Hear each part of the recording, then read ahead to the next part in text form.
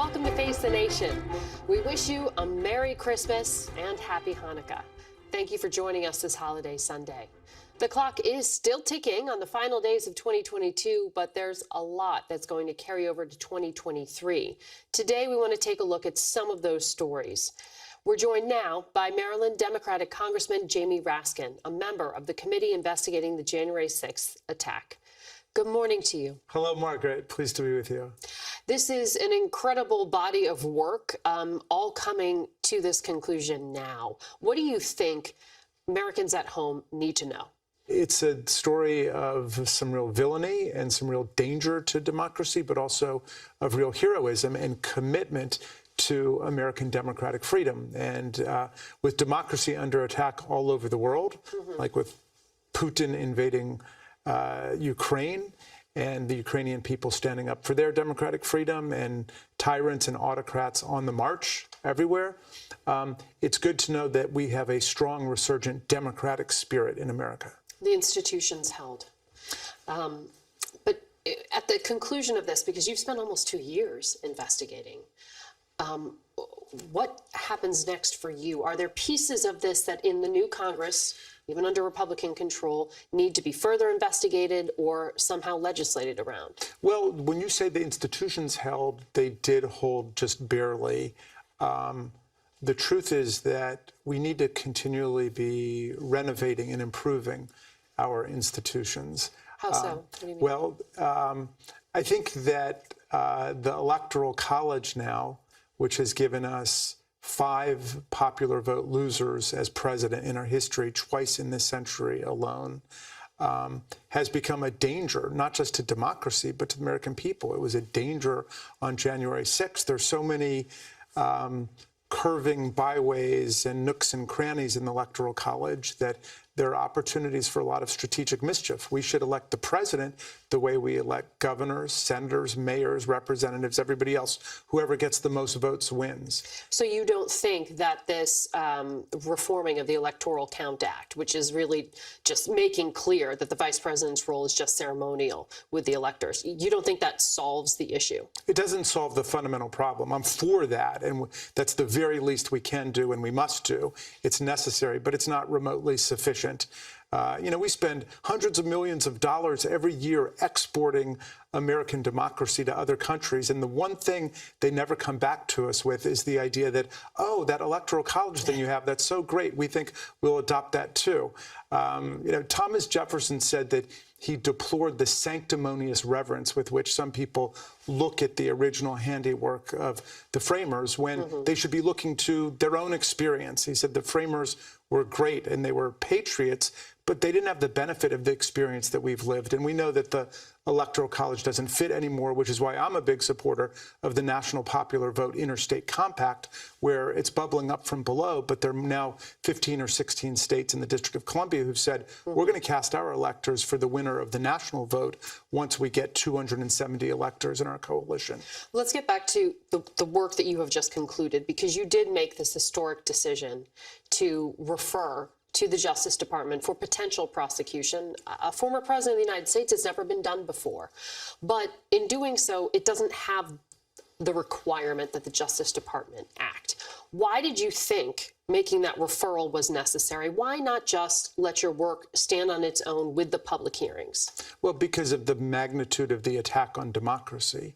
We don't have a formal statutory offense called crimes against democracy, but that's what everything was together. And then there were hundreds of actual statutory offenses under that. And we identified 4. There was a deliberate attempt by Donald Trump to interfere and obstruct and impede a federal proceeding. That was the whole plan. Stop the steal, meaning go in there and blockade the House and the Senate and the vice president from doing their job. It was an attempt to defraud the United States. There was a conspiracy to defraud the United States to exchange an honest-to-goodness presidential election for a counterfeit election, complete with fake electors and forcible violence being used to overthrow the process.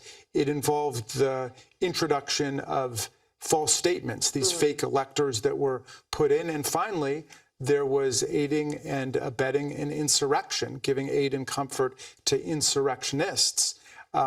That's an old crime in America. Our Constitution repeatedly opposes insurrection and condemns it. And of course, we thought we had solved that problem in the Civil War. But that statute that we refer to there was passed after the Civil War to make sure that people who incite insurrection and aid and abet it and give aid and comfort to the insurrectionists by saying things like, I love you, you're very special, those people are guilty of an offense against the United States, even if you're president when you do it.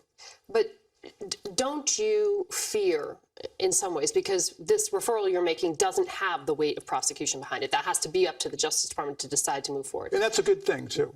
But do you fear that because it is a political body making this recommendation, that it makes it easier for people to brush away some of what you just laid out, that it makes it easier to characterize it or dismiss it as political in nature? Look, in a democracy, the people have the right to the truth.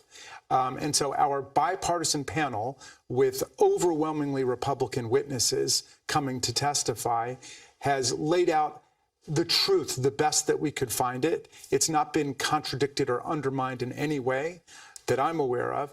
And we're turning it over to the people, and we're turning it over to the Department of Justice. And at that point, your point is correct.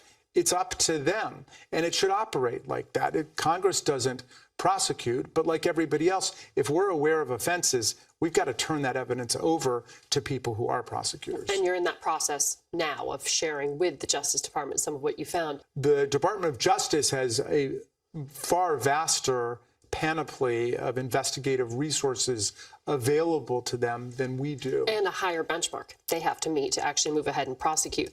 So, one of the things I've heard, people often parse the language.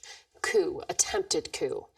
And those skeptics that you referred to earlier would argue that to substantiate a coup, you need to actually prove that the president was cooking up this plan, directing people to do things, and that he had the support of the military in there.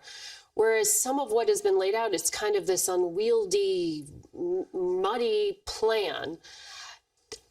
How do you actually assert that it was almost democracy that was lost at that moment? Well, in our report, we lay out every element of the plan, including going to the legislatures to try to get them to nullify the popular vote and pass new statutes that would just appoint Trump's electors. That failed. We lay out his plan of going to election officials like Raffensperger in Georgia, but he wasn't the only one. There were more than a dozen cases like that, and trying to get them just to concoct votes.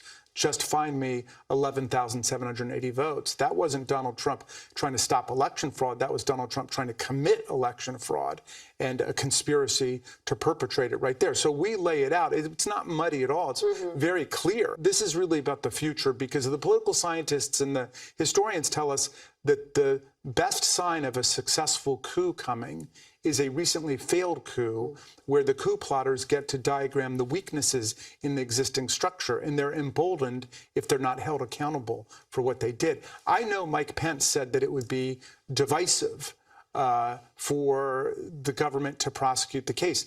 That's not the test for whether or not prosecutors prosecute a case. The test is whether there was a crime committed. It's the facts and the law. I mean, you could just as well say it will be divisive not to hold a president accountable who's guilty for offenses. But in any event, it's not part of the calculus. I want to follow up on what you just said, which is sort of a dress rehearsal for a coup. Congress is putting millions of dollars towards bolstering security for members of the House, for members of the Senate when they are home, and for those who are involved in the prosecution of those who carried out January 6th. Are you fearful of your own security? I mean, what does this say about where we are now, this far after January 6th? There's very dangerous rhetoric going on out there that's a real break from everything we've known in our lifetimes. What it means to live in a democracy with basic civic respect is that people can disagree without resorting to violence.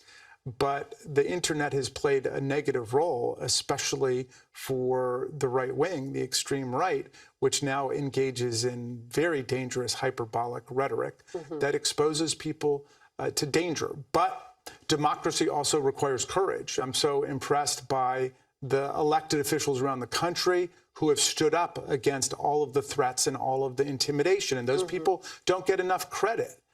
We agree. Congressman, thank you for your time.